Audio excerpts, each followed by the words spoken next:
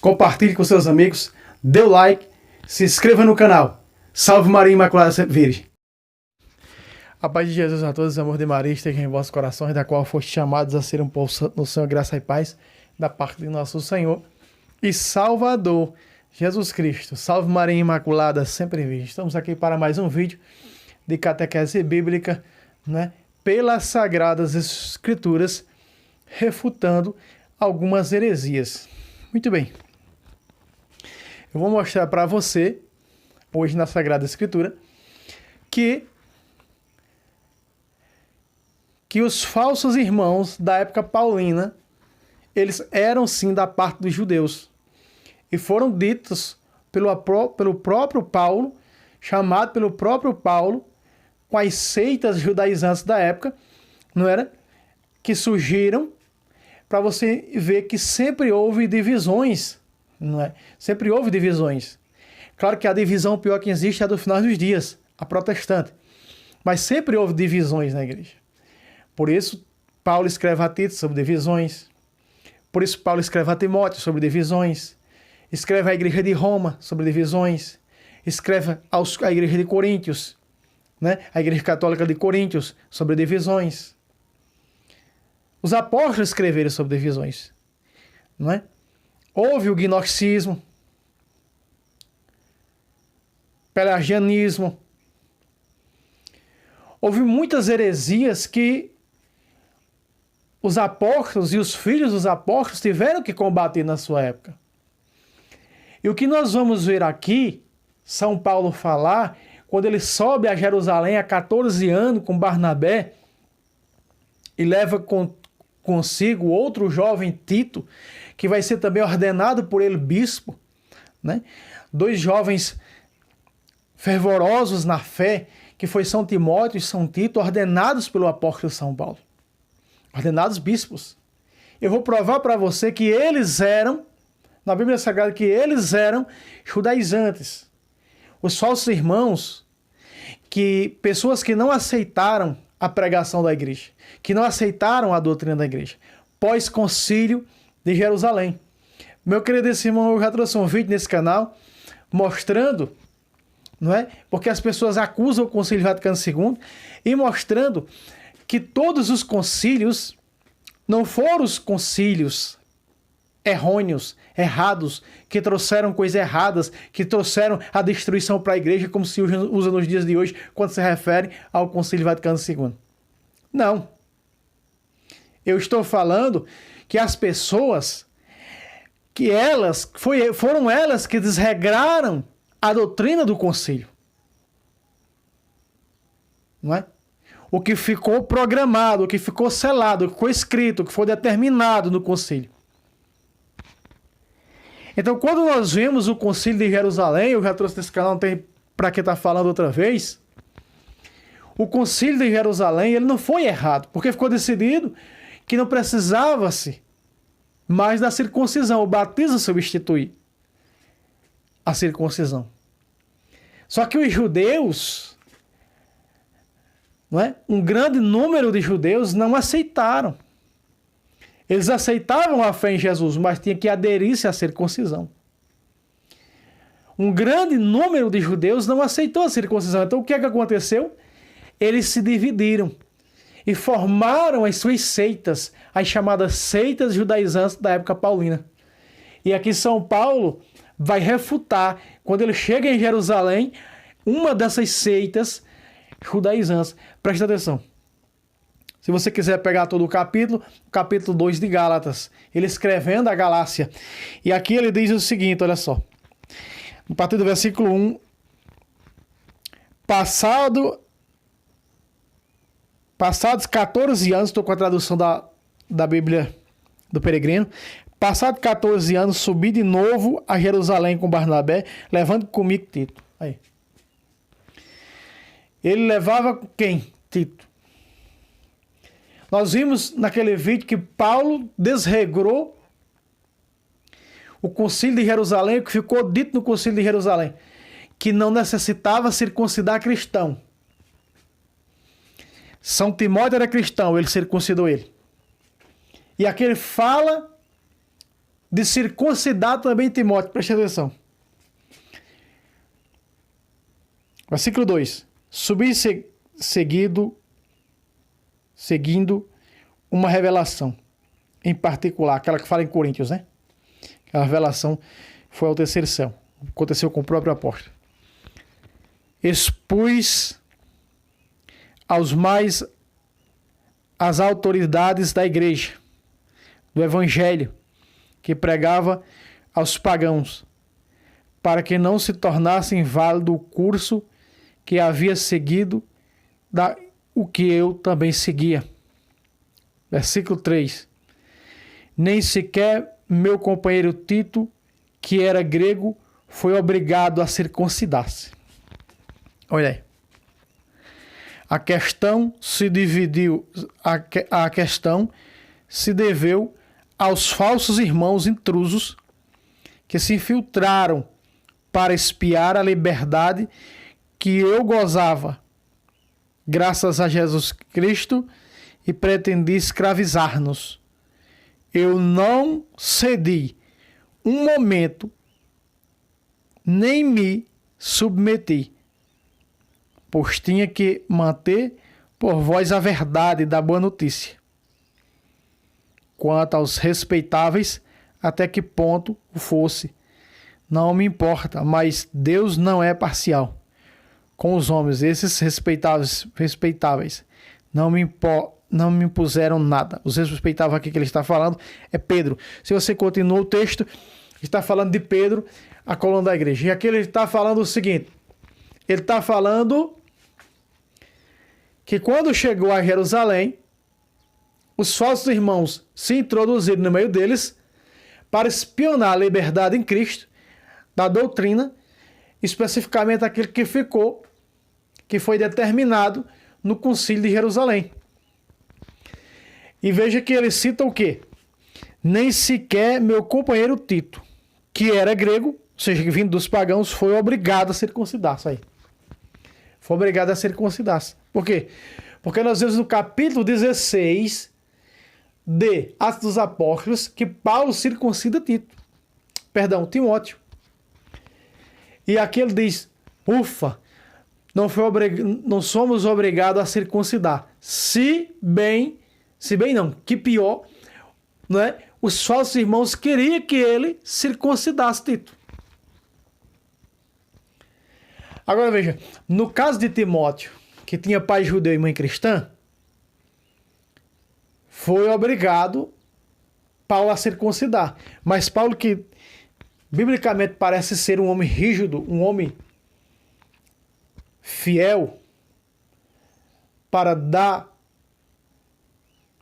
o que der e vier, vamos usar aqui essa frase, ele não se opõe em circuncidar lá, pós-concílio, no capítulo 16 de Atos.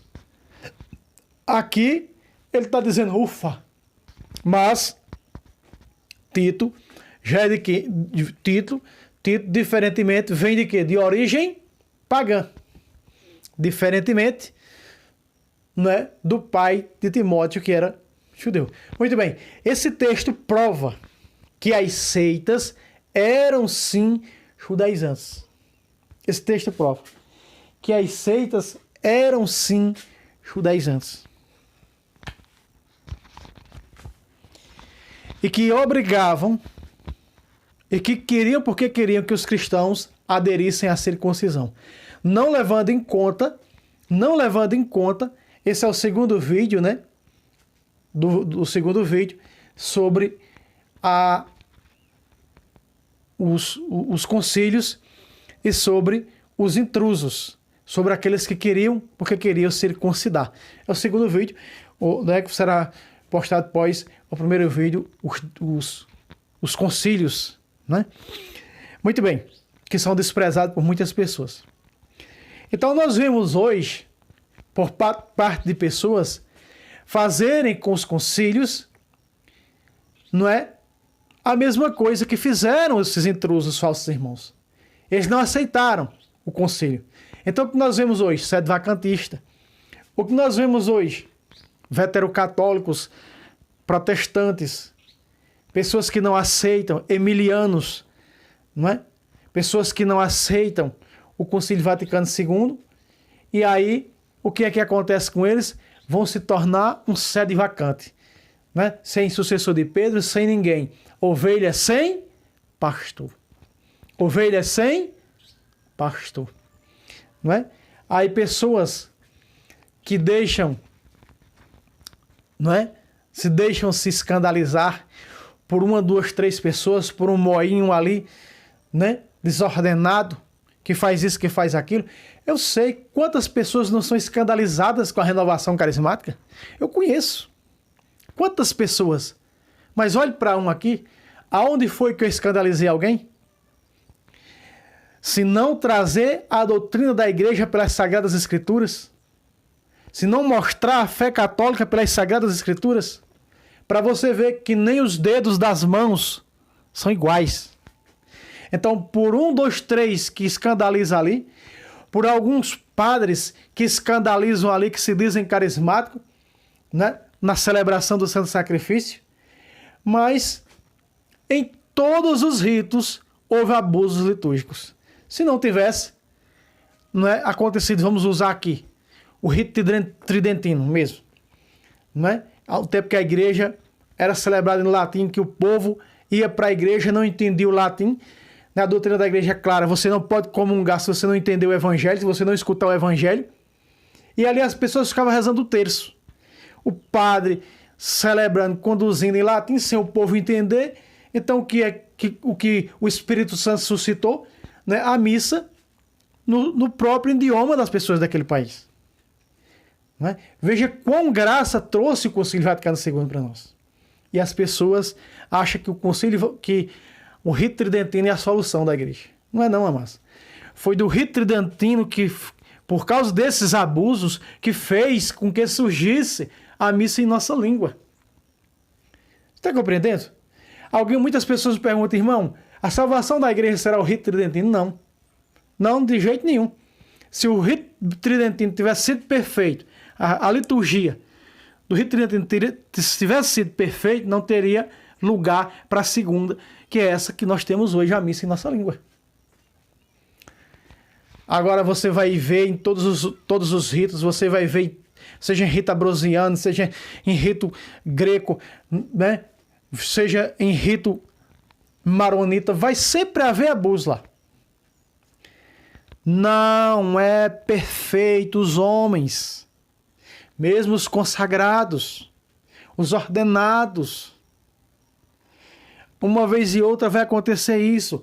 Olha o que acontece aí, que nós vemos, nós sabemos que eu não estou aqui para falar, mas as pessoas se revoltam, e elas se revoltaram na época dos apóstolos contra o concílio, que ficou decretado, não necessita de circuncisão para cristão. Elas não aceitaram e logo começaram a formar suas moinhas, começaram as suas picuinhas, as suas doutrininhas de demônios, as suas doutrininhas humanas, que perturbava as comunidades paulinas, dizendo que era necessário circuncidar, senão não ia se salvar, porque se não se circuncidasse, não era filho de Abraão. E o que foi que São Paulo disse? Que os incircuncisos, na carta aos Coríntios, que os incircuncisos também são filhos de Abraão, porque Abraão se tornou pai de todos os crentes. Circunciso e não incircunciso. Você está compreendendo, amado? Você está entendendo o que eu estou querendo dizer? Veja, São Paulo continua no mesmo capítulo 2. Quando ele chega no versículo 15 do capítulo 2 de Gálatas,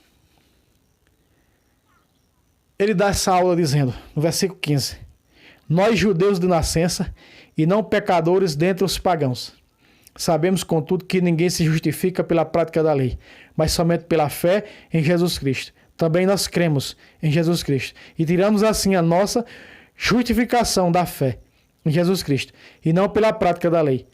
Pois pela prática da lei, nenhum homem será justificado. Está aqui. Por que São Paulo fala nesses termos? Porque São Paulo está falando assim?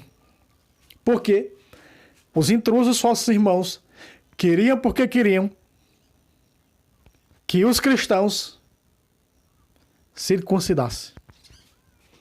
Por isso que São Paulo fala da lei. Não é pela prática da lei. Aí aqui as heresias de hoje, as heresias dos tempos finais, usam isso aqui para dizer que São Paulo, quando condena aqui a lei, está condenando as obras de misericórdia, está condenando as obras de caridade. Não, a lei que Paulo condena aqui é a mosaica. A lei que Paulo condena aqui é a mosaica. Além disso, eles perturbaram também a comunidade de Colossas. Eles perturbaram também a comunidade de Colossas. Os falsos irmãos judaizantes, intrusos. Veja o que eles disseram. Chegaram em Colossas. Olha o que eles espalhavam na comunidade paulina de Colossas. Preste atenção.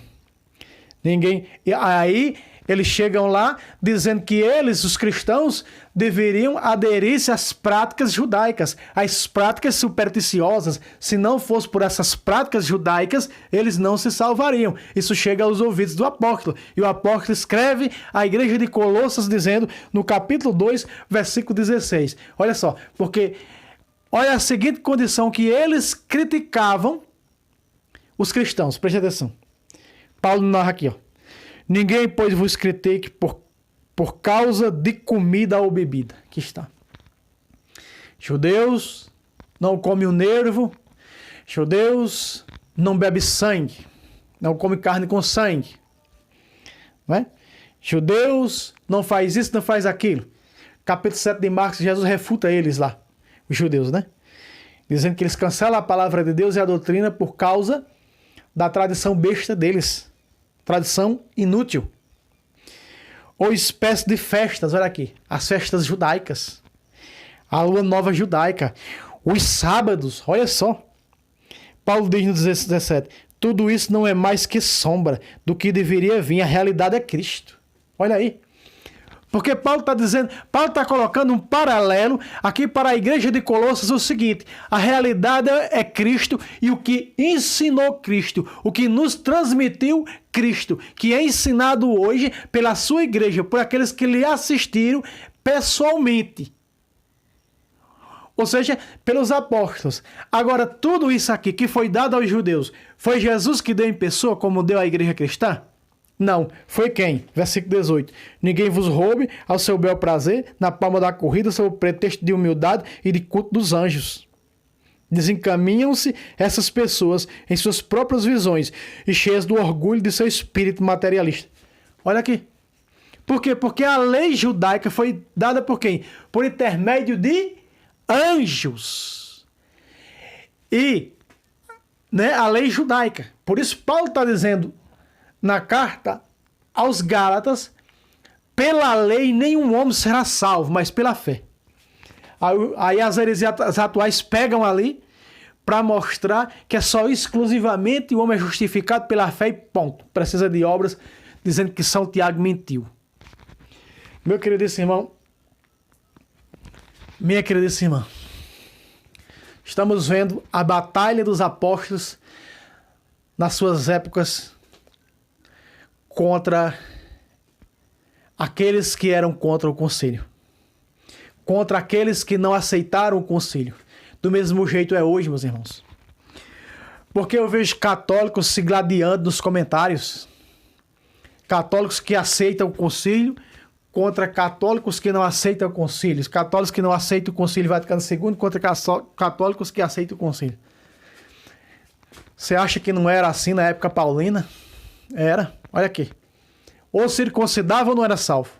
Ou aderia-se às práticas judaizantes ou não era salvo. Porque o homem é salvo pela justificação da lei. As falsas heresias judaizantes da época paulina perturbavam as comunidades paulinas para que aqueles cristãos aderissem às práticas judaicas. Vossas práticas, vossa lei de nada serve, mas é a fé em Cristo. Paulo está colocando agora aqui em evidência a igreja de Colossas. Vocês vão seguir o que deu Cristo para a sua igreja e que nós ensinamos? Foi o próprio Deus em pessoa que deu? Ou vocês vão seguir as práticas de uma lei morta, de uma lei que está em decadência, de uma lei que não serve mais para nada, de umas observâncias que não servem mais para nada? Vocês vão deixar agora a doutrina dada pelo próprio Deus em pessoa para seguir uma doutrina dada por anjos. Veja o que Paulo chama, né? Ninguém vos roube a seu bel prazer a palma da corrida sob o pretexto de humildade de culto de anjos. Porque essa lei foi dada por anjos. Foi por intermédio de anjos. Tudo isso foi por intermédio de anjos. A não ser o decálogo que Moisés escreve no monte Sinai. Aliás, Deus escreve nas tábuas, mas todas as leis foi promulgada por anjos. Foi dada por anjos. Lei judaica. E a lei cristã, doutrina cristã, ensinamento cristão foi dado pelo próprio Deus em pessoa, Jesus Cristo. Paulo coloca em evidência para a igreja de Colossas. A qual doutrina quereis servir? A qual doutrina quereis seguir? A doutrina do concílio, ensinada pelo concílio de Jerusalém, né? Que ensinou que não é necessário circuncidar aos cristãos, que os pagãos convertidos não devem se dar a circuncisão, né? Ao receber os ataques daqueles que eram contra o concílio. Tem que circuncidar sim, senão não se torna pai de Abraão, se não for circuncidado. Paulo é claro, e ele diz, não é necessário circuncidar, porque os circuncisos também são filhos de Abraão.